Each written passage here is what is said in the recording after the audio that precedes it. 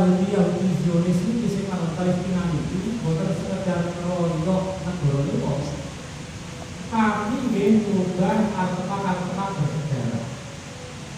Terutama beberapa makam tua, sing makam itu asli makamnya ulama, niku diganti-ganti seakan-akan itu makam tokoh Yahudi sekian abad yang lalu.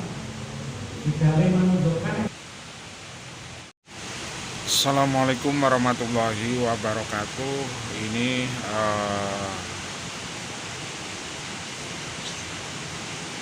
pertemuan atau semacam pertemuan yang cukup menarik untuk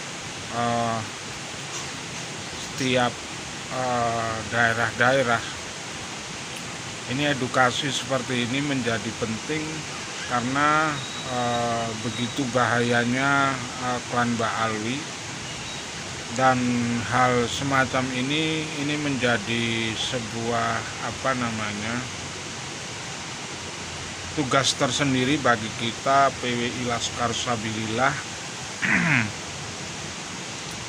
dan ini bisa dilakukan di setiap diskursus di sekolahan-sekolahan, madrasah, atau di pondok pesantren, karena mempercepat mempersempit pergerakan dari klan Ba'alwi, karena begitu begitu yang jelas, karena begitu bahayanya klan Ba'alwi. Jadi diskursus seperti ini menjadi hal penting, dan begitu bahayanya klan Ba'alwi dengan nasab palsu, dengan sejarah palsu, dan dengan hegemoni dan doktrinasi dari klan Ba'alwi.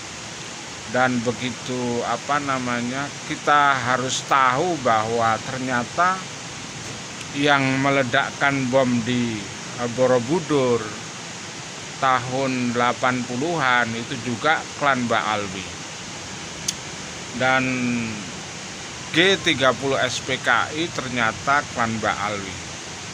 Dan hal yang semacam ini diskursus di setiap lembaga, di sekolahan, atau di BLK, atau di pondok-pondok pesantren ini menjadi hal penting. Dan ini harus ada terobosan-terobosan yang cukup memberikan support bagi keberlangsungan, memberikan support kepada masyarakat yang ada di bawah, karena tidak semua masyarakat itu tahu tentang bahaya Yahudi Ashkenazi, bahaya Habib Ba'alawi di Nusantara. Dan ketika kita melihat permasalahan entah di tingkat desa maupun kecamatan, kabupaten, antar kabupaten, ini sudah berbahaya. Dan seperti contoh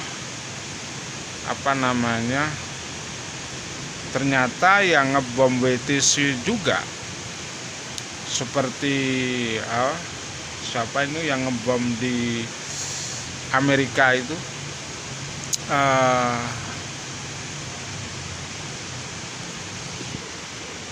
Osama bin Laden sendiri itu juga ternyata klan Ba'alwi. Dan ini sudah sangat berbahaya, karena kita harus betul-betul menjaga tanah air kita. Jangan sejengkal pun itu diambil dan dicuri dan dirampok oleh klan Ba'alwi. Jadi seperti itu. Jadi semacam perjuangan seperti ini, gerilya seperti ini cukup menjadi hal yang sangat penting. Jadi seperti itu. Karena di desa, di ranting desa itu memang sangat membutuhkan masukan-masukan seperti ini. Walaupun toh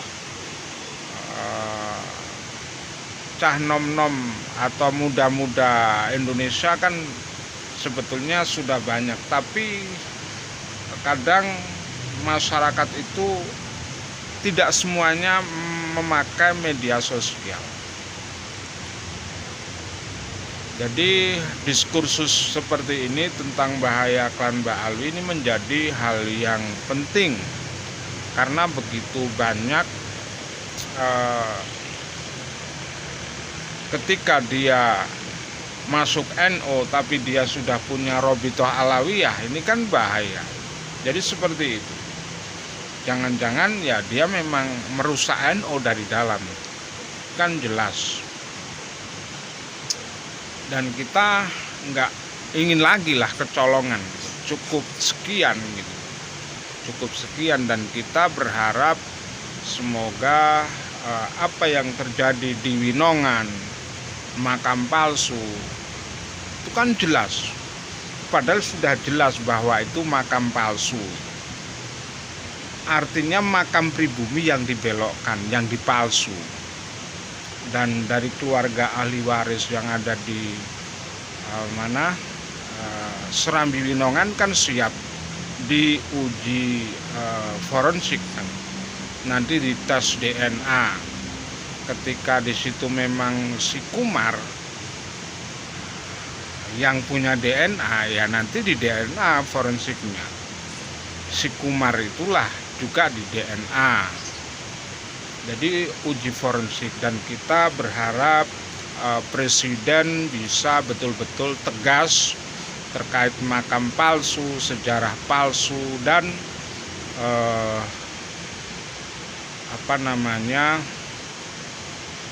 Nahdlatul Ulama juga telah dipalsu, berarti kan dirusak dari dalam. Jadi seperti itu, dan saya kira cukup sekian. Semoga diskursus seperti ini bisa ditiru oleh lembaga-lembaga yang ada di Indonesia ini, atau di akademik juga itu sangat mungkin. Jadi seperti itu, biar terbuka, ada jaring saling komunikasi. Walaupun toh di jejaring sosial seperti Facebook, TikTok, IG itu kan sudah rame seperti itu. Tapi tidak ada salahnya diskursus seperti ini juga dilakukan. Jadi seperti itu. Saya kira cukup sekian.